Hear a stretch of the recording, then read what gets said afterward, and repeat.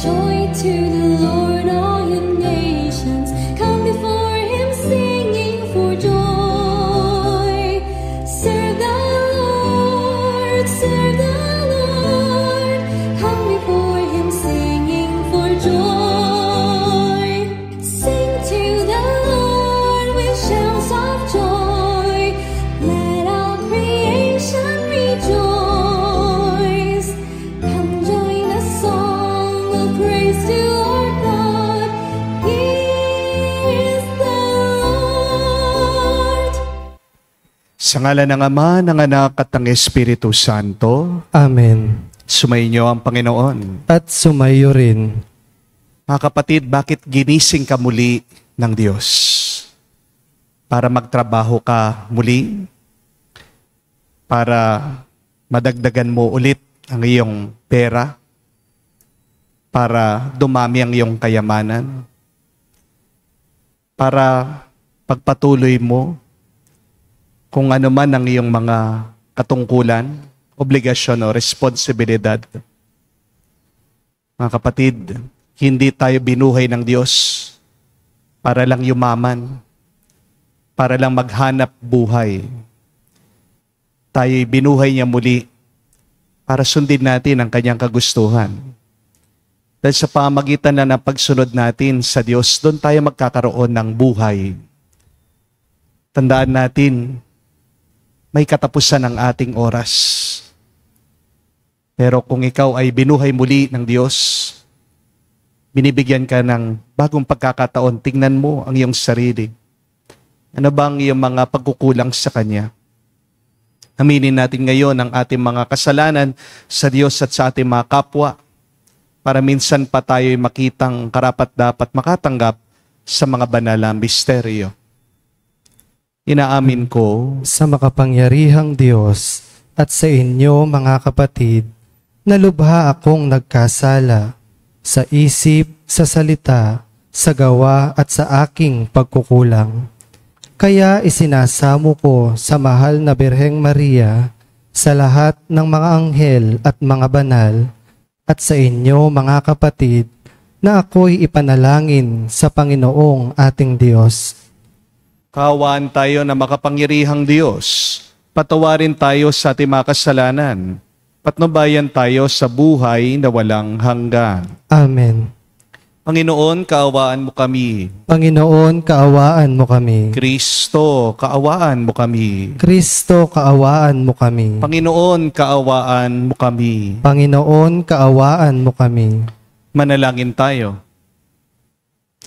Ama naming makapangyarihan, para mo ng awa, ilayo sa amin araw-araw ang lahat ng mga sumasalungat sa amin at humahadlang, upang ang aming buong katauhan ay magkaroon ng kalayaan, para kusang sundin ang iyong kalooban.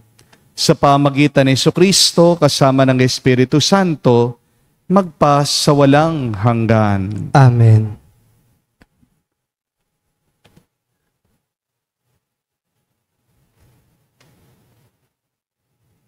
Pagbasa mula sa aklat ng karunungan. Napakahangal ang mga taong hindi nakakikilala sa Diyos.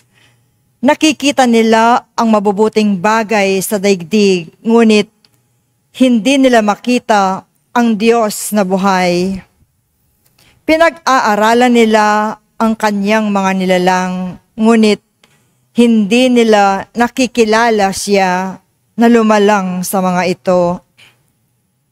Sa halip, ang apoy, ang mabilis na hangin, ang unos, ang mga bituing naglalayag sa karurukan, ang rumaragasang tubig, at ang mga tala sa kalangitan, ang kinikilala nilang mga Diyos na namamahala sa daigdig. Kung kinikilala nilang Diyos ang mga ito dahil sa kanilang angking kariktan, dapat ay nalaman nilang higit na dakila ang lumalang sa lahat ng iyan, ang Panginoong may kapal.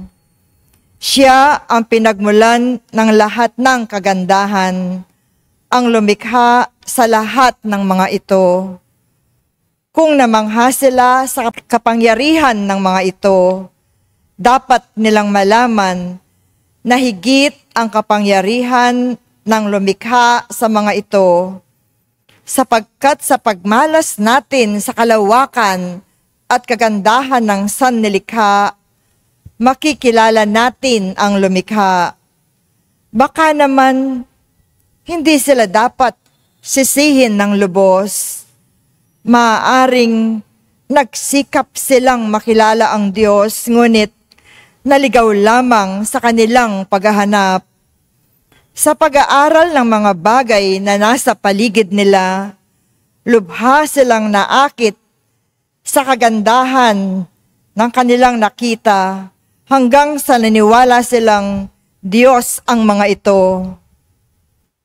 Ngunit wala silang tunay na may dadahilan sa kanilang pagkaligaw. Kung nakayanan nilang pag-aralan ang sansinukob, bakit di nila nakilala ang Panginoong maglikha sa lahat? Ang salita ng Diyos. Salamat sa Diyos. Ang langit ay nagdiriwang sa Panginoong marangal. Ang langit ay nagdiriwang sa Panginoong marangal. Ang langit ay naghahayag na ang Diyos ay dakila. Malinaw na nagsasaad kung ano ang kanyang gawa. Bawat araw, bawat gabi, ang ulat ay walang patlang. Patuloy na nag-uulat sa sunod na gabi at araw. Ang langit ay nagdiriwang sa Panginoong marangal.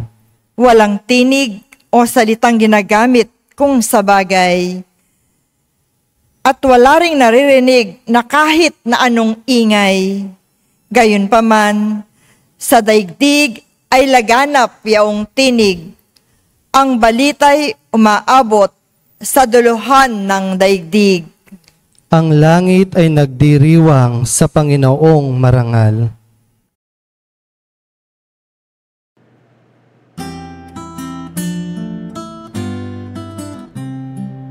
Alleluia, alleluia, alleluia, alleluia,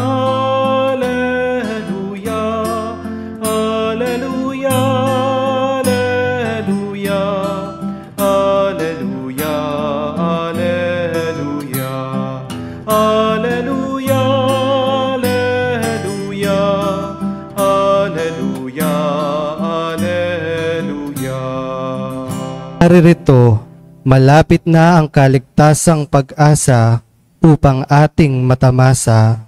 Alleluia, alleluia. Sumainyo ang Panginoon. At sumayo rin. Ang mabuting balita ng Panginoon ayon kay San Lucas. Papuri sa iyo, Panginoon. Nung panong yun, sinabi ni Jesus sa kanya malagad, ang pagparito ng anak ng tao ay matutulad sa kapanahunan ni Noe. Noon ang mga tao'y nagsisikain at nagsisiinom, namimili at nagbibili, nagtatanim at nagtatayo ng bahay. Ngunit ng araw nang umalis si Lot sa Sodoma, umulan ng apoy at asupre at natupok silang lahat. Gayon din naman sa pagdating ng anak ng tao. Sa araw na yon, ang nasa bubungan ay wag nang bumaba upang kukunin ang kanya maaari-arian sa loob ng bahay. Ang nasa bukid ay wag nang umuwi. Alalahanin ninyo ang nangyari sa asawa ni Lot.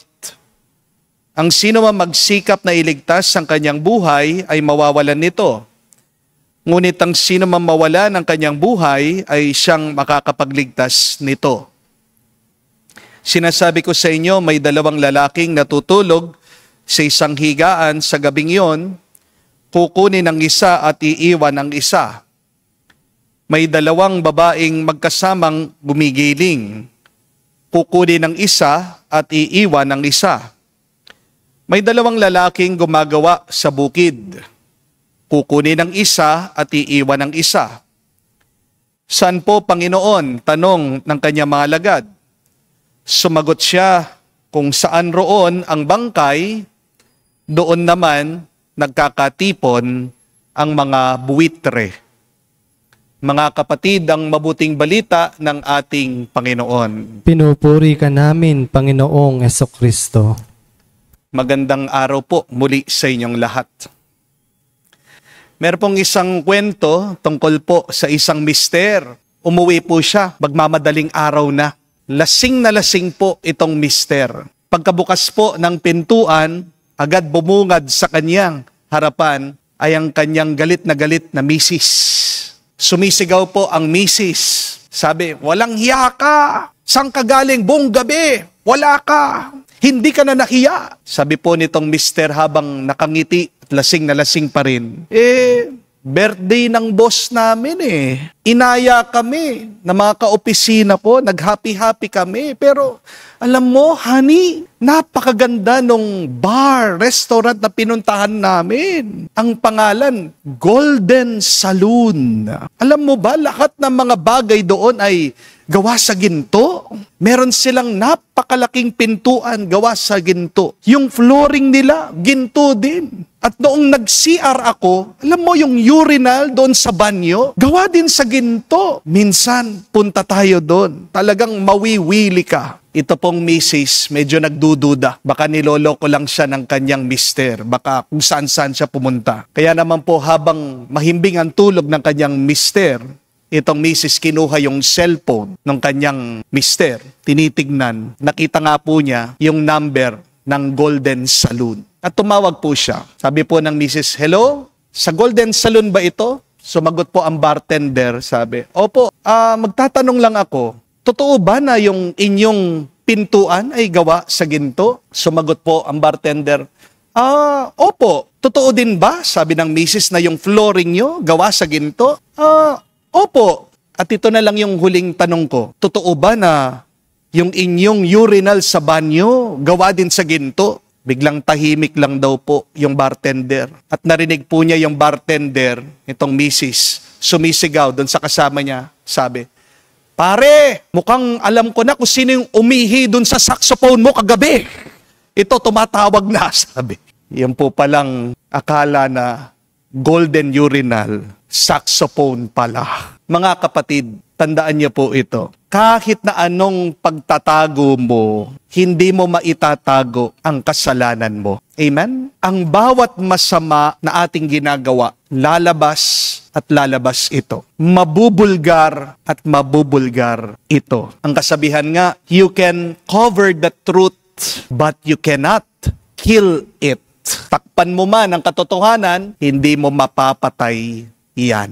Sabi nga ng ating Panginoong Hesukristo sa Ebanghelyo sa Mabuting Balita, narinig natin na kung saan ang bangkay, naroroon ang mga buwitre. Ang ibig po sabihin, mangangamoy ang kasalanang ginagawa mo. Kasi pag tayo'y nagkakasala, tayo'y paunti-unting namamatay. It is sin that kills us. Pag merong patay, alam na alam mo, sisingaw at sisingaw yan. Amen? Tandaan nyo din po mga kapatid, sin is like a wound. Parang sugat ang kasalanan. Kahit na balutin mo, kahit na takpan mo, hindi mo malilinis yan. Maaagnas yan, mangangamoy yan kung hindi mo gagamutin. Amen? At ito pa po ang mas masakit. Hindi lang ikaw ang naapektuhan kapag nagkakasala ka. Pati yung mga taong minamahal mo, yung mga malapit sa iyo, malalaman, mararamdaman yung kasalanan mo. Kapag may kasalanan ka, hindi malayo, pati sila damay. Masasaktan sila ng pagkakasala mo. Amen? Tandaan niyo po, meron pong 3 epekto ang kasalanan sa atin. May 3 bunga ang pagkakamaling ating pinipili. First, sin destroys your soul. Every sin is like a crack in the glass. Hindi agad basag, pero paunti-unti na meron ng mga lamat, merong basag. At kapag basag ang baso, kung yan lalagyan mo ng tubig, di ba lalabas yung laman? Ganyan din naman po sa buhay. Kapag may kasalanan ka, kahit na bigyan ka ng pagpapala at grasya ng Diyos, yan ay mawawala, hindi mananatili sa'yo yan. That is why, when you sin, you lose your peace. you lose your joy, you lose your freedom. Kaya kahit na may pera ka, kahit na maginhawa ka, parang laging may kulang. Di po ba? But secondly, sin always destroys your relationship. Kahit na anong relasyon, sa inyong mag-asawa, magkaibigan, pamilya, kapag may tinatago ka, kapatid, kapag meron kang kasinungalingan, trust is broken. At kapag wala ng tiwala, mahirap na pong ibalik ito sa dati, di po ba? Wala kang nararamdamang tuwa at saya kapag sira ang tiwala. Mahirap din po mamunga ang pagmamahal kapag nagpapatuloy ka sa pagkakasala. But third and last, sin destroys your happiness. Hindi ka talaga tunay na nagiging masaya habang nagkakasala ka. Do not equate pleasure with happiness. Magkaiba po yung sarap na ating nararamdaman sa tuwa. Magiging tunay ka lang masaya kung payapa ang iyong kaluluwa. Di po ba? Kung hindi payapa ang iyong kaluluwa, doon ka nagkakasala. Bakit hindi payapa ang iyong kaluluwa? Ito ay dahil nagkakasala ka. Kaya ang taong may tinatago, yan palagi may kaba. Kahit na maganda ang buhay ng tao, kapag may kasalanan siya, may bigat ang kanyang kalooban. Di po ba? Kasi wala kang malilihim sa konsensya mo. At higit sa lahat, wala kang mahitatago at malilihim sa Diyos. Hindi ko po alam kung naalala nyo yung kasalanan din ni Haring David. Siya po ay nagkasala. Nagkaroon siya ng relasyon sa isang babaeng may asawa na, si Bathsheba. Akala po niya makakalusot na siya. Pero dumating po ang propeta Nathan at sinabi niya, dahil sa pagkakasala mo, hindi mawawala ang karahasan sa pamilya mo. Doon po paunti-unti bumagsak si Haring David. Pero kahit na bumagsak siya, doon nagsimula muli ang pagbabalik niya sa Diyos. Mga kapatid, maybe that is also our story. May tinatago ka ba? May nililihim ka ba? May ayaw ka bang ilantad? Tandaan mo that sin thrives in the dark, but it dies in the light. Ang kasalanan parang daga yan eh. Ang daga, ang hilig po sa dilim. Di po ba? Pero mamamatay ang daga kapag yan nilabas mo sa araw, sa liwanag. Kaya nga, napakaganda po ng kumpisal eh. Ang pagkukumpisal, hindi naman po para ipahiya mo ang iyong sarili. Kapag nagkukumpisal ka sa pari, nandoon ka, hindi para kutsain ka. The sacrament of confession is saying to you, anak, huwag mo nang itago. Ilabas mo, sabihin mo, pakita mo, para matulungan ka ng Diyos. Kasi kung hindi natin sasabihin kung ano ang masamang nangyayari sa atin, kamukha po ng sakit, yan po ang magbibigay sa iyo ng hirap sa buhay. Ikakamatay mo yan. Amen? May gustong-gusto po akong kasabihan. Ang sabi, it is better to bury a dead rat than to allow it to rot. Ulitin ko po. It is better to bury a dead rat than to allow it to rot. Mas mabuting ilibing mo yung patay na daga kaysa sa hayaan mo na mabulok yan. Kasi kapag hinayaan mo na mabulok ang patay, pati yung buhay nadadamay. Di po ba? So do not ignore these warnings. Your secret sin is harming you in more ways than you know. Mga kapatid, kahit na magaling kang magtago ng kasalanan, sisirain at sisirain yan ang iyong buhay. Hindi man nakikita ng pamilya mo yung ugat ng iyong kasalanan, pero makikita nila yung bunga ng iyong kasalanan. Dahil ang kasalanan mo, lilitaw yan sa iyong pagkatao. Sin destroys your character, most especially when you are hiding it. Tandaan niyo po, ang bunga ng kasalanan, makikita mo yan pag ang tao galit, takot, walang pasensya, nagbubugnot, hindi makapagtiis, hindi makapagtimpi, makasarili, ganid, palaging nagsisinungaling. Sin negatively affects us. Sin affects you as a spouse, as a parent, as a friend. Kailangan pong talunin natin ang kasalanan bago tayo matalo ng kasalanan.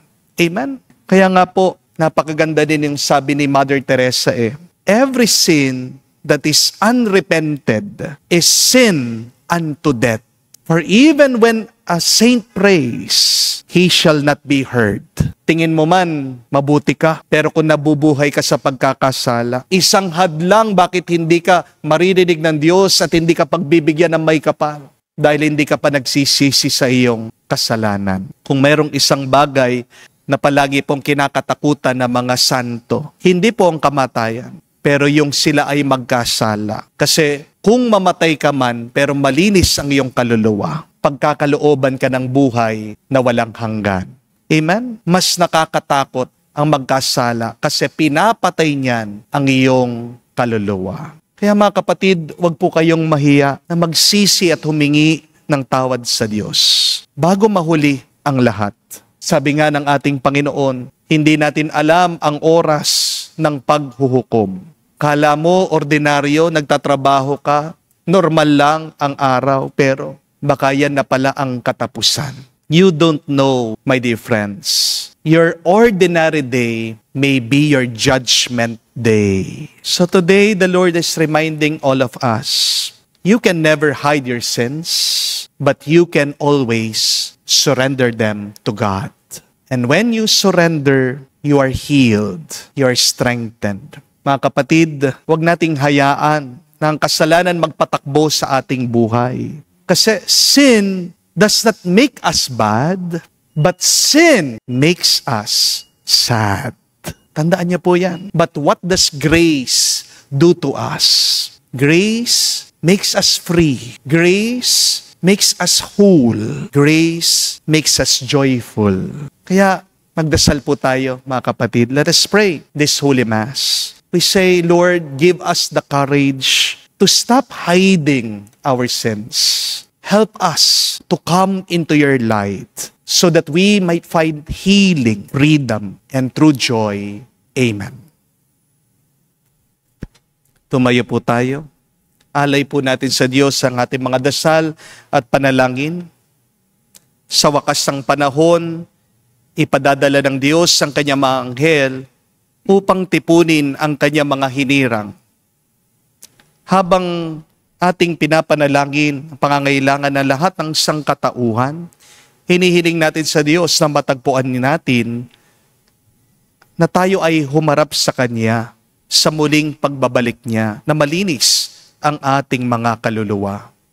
Ating sabihin, Panginoon, dinggin mo kami. Panginoon, dinggin mo kami. Ang simbahan, sa pamamagitan ng kanilang pagsaksi sa kanilang buhay, naway higit na makahikayat ng mga tao at mga bansa sa daan ng kaligtasan. Manalangin tayo sa Panginoon. Panginoon, dinggin mo kami. Ang mga Kristiyanong sumasampalataya, naway magpahayag ng kanilang pananampalataya sa buhay na walang hanggan at maunawaan ang walang hanggang bunga ng bawat kilos natin. Manalangin tayo sa Panginoon. Panginoon, dinggin mo kami. Ang ating sarili, naway may handa natin sa pagdating ng paghahari ng Diyos sa pamamagitan ng tuwinang pamumuhay sa katotohanan, katapatan at pagmamahal. Manalangin tayo sa Panginoon. Panginoon, dinggin mo kami. Sa katahimikan po ng ating puso, banggitin natin, sabihin natin sa Diyos ang ating mga personal na pangangailangan.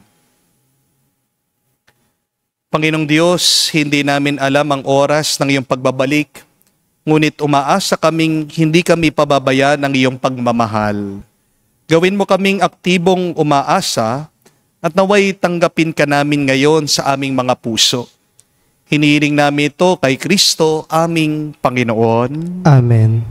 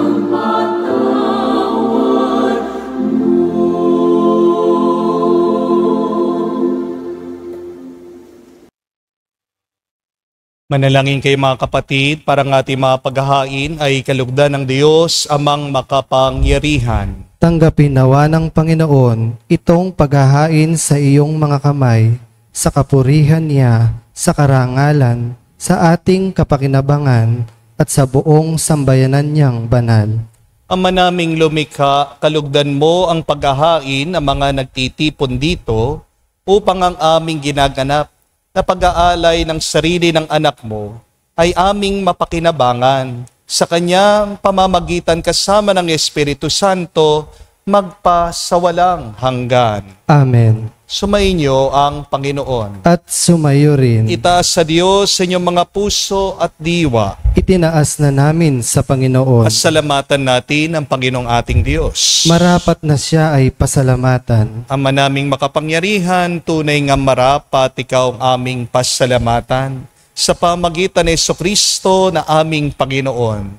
Utang na loob ang nagbubunsod upang gunitain ang kamatayan niya para kami buhayin. Pagtitiwala ang sanhi ng ligayang di malilimot sa pagkabuhay niya sa aming kaloob. Pag-asa ang dahilan, ang pagiging handa para sa pagbabalik niyang totoong dakila. Kaya kaisa na mga anghel nagsisiawit ng papuri sa iyo nang walang humpay sa kalangitan. Kami nagbubunyi sa iyong kadakilaan.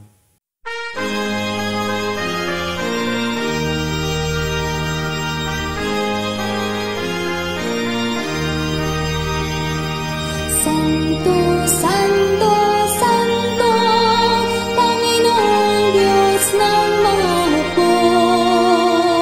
Napupuno ang langit at lupa ng kadakilaan mo. Hosana sa kaitasan, pinagpalang na paninito sa ngalan ng Panginoon. Hosana sa kaitasan, Hosana sa kaitasan. Ama naming banal, ikaw ang bukalan tanang kabanalan. Kaya't sa pamagitan ng iyong Espiritu, gawin mong banal ang mga kaloob na ito upang para sa amin maging katawan at dugo ng aming Panginoong Heso Kristo. Bago niya pinagtiis ang kusang loob na maging handog, hinawakan niyang tinapay, pinasalamatan kanya. Pinaghati-hati niya iyon, inabot sa kanya malagad at sinabi, "Tanggapin ninyong lahat ito at kanin. Ito ang aking katawan, na ihahandog para sa inyo."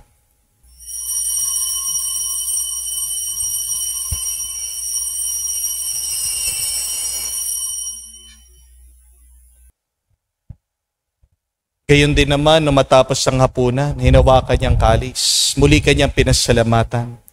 Inabot niyang kalis sa kanyang malagad at sinabi, "Tanggapin ninyong lahat ito at inumin. Ito ang kalis ng aking dugo ng bago at walang hanggang tipan. Ang aking dugo na ibubuhos para sa inyo at para sa lahat, sa pagpapatawad ng mga kasalanan. Gawin ninyo ito sa pag-alaala sa akin."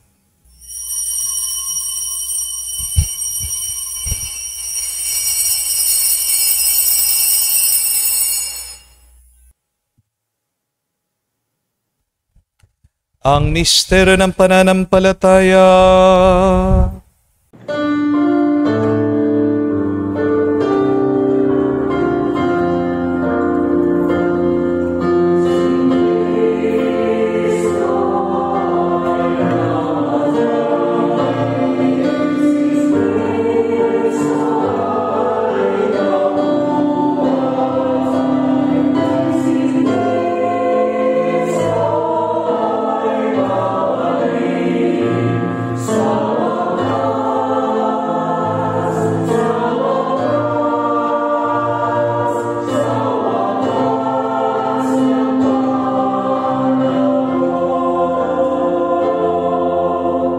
Ama, ginagawa namin ngayon ang pag-alaala sa pagkamatay muling pagkabuhay ng iyong anak. Kaya tinialay namin sa iyong tinapay nagbibigay buhay at ang kalis sa nagkakaloob ng kaligtasan. Kami nagpapasalamat dahil kami yung minarapat na tumayo sa harap mo para maglingkod sa iyo. Sinasamo namin kami magsalo-salo sa katawan at dugo ni Kristo ay mabuklod sa pagkakaisa sa pamagitan ng Espiritu Santo. Amalingapin mong iyong simbahan, laganap sa buong daigdig. Puspusin mo kami sa pag-ibig. Kaisa ni Leon ang aming Santo Papa, si Florentino aming Arsobispo at ng Tanang Kaparian. Alalahanin mo rin ang aming mga kapatid na nahimlay, may pag-asang sila'y muling mabubuhay. Gayon din naman lahat ng mga pumanaw. Kaawaan mo't sila't patuloyin sa iyong kaliwanagan. Kaawaan mo at pagindapatin kaming lahat makasalo sa iyong buhay na walang wakas. Kaisa na mahal na Birhen Maria, Ina ng Diyos. Kaisa ni San Jose ang kanyang maluwalhating esposo. Kaisa ng mga apostol, lahat ng mga banal, na namuhay dito sa daigdig na kalugod-lugod sa iyo. May pagdiwang nawa namin ang pagpupuri sa ikararangal mo sa pamagitan ng iyong anak aming Panginoong Heso Kristo. Sa pamamagitan ni Kristo, kasama niya at sa Kanya, ang lahat ng parangal at papuri ay sa iyo, Diyos Ama, makapangyarihan, kasama ng Espiritu Santo, magpasawalang hanggan. Amen, amen, amen. Sa nakagaling na utos sa turo ni Jesus sa Panginoon natin na Diyos, ipahayag natin ng lakas loob.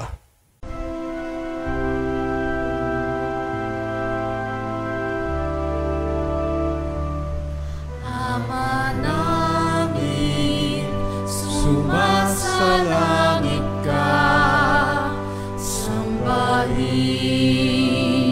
ang ngalan mo, mapasa amin ang kaharian mo, sundin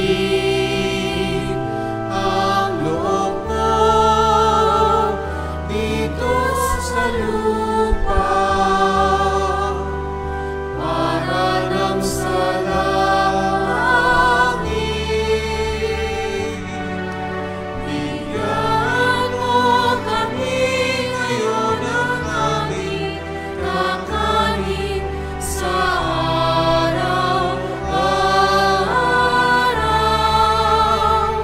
at patawarin mo kami sa aming mga sala, para ng pagpapatawad namin sa nagkakasala sa amin.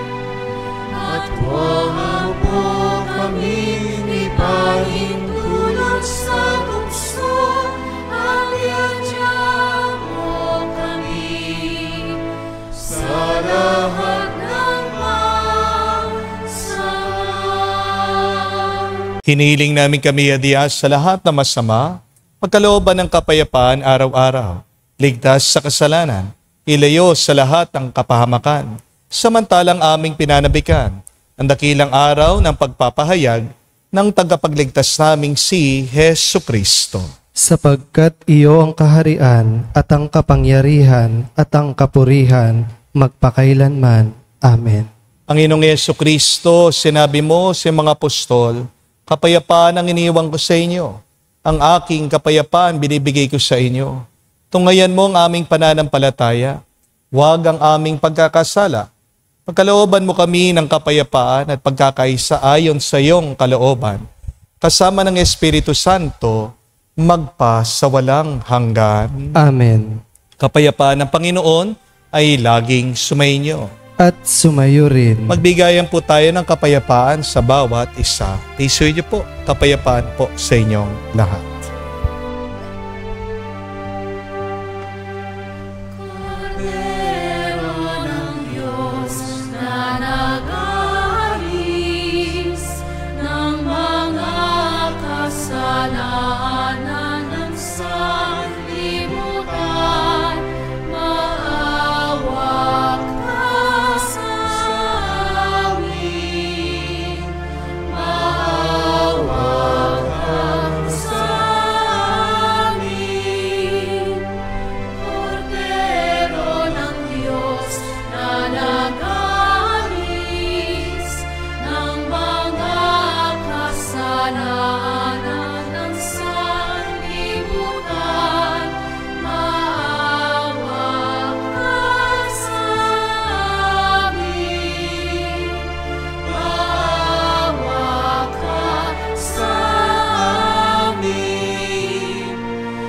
Kordero ng Diyos na nag-aalis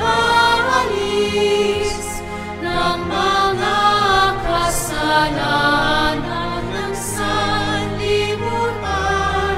ipagkaloob mo sa amin ang kapayapaan.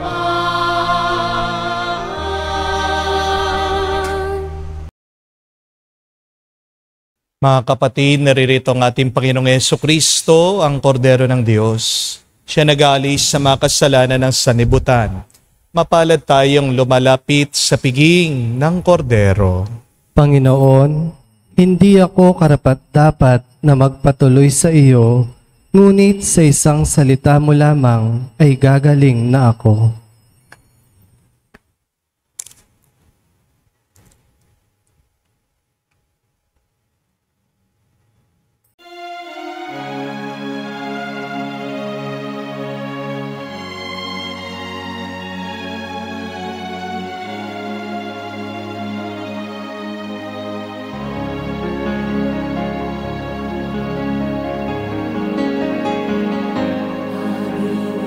Panginoon, ito ang aming alay sa iyong kamanalan. Tanggapin ang aming isip, buhay at kalayaan. Sa iyo ang aming katauhan, pinagmuklod ng iyong katawan. Handog namin ang aming kalooban na sa iyo nagmumula. Dakila ang iyong puso, dakila ka, O Kristo, sambayan na kaming nagpupuri sa iyong dugo at katawan. Manalangin tayo.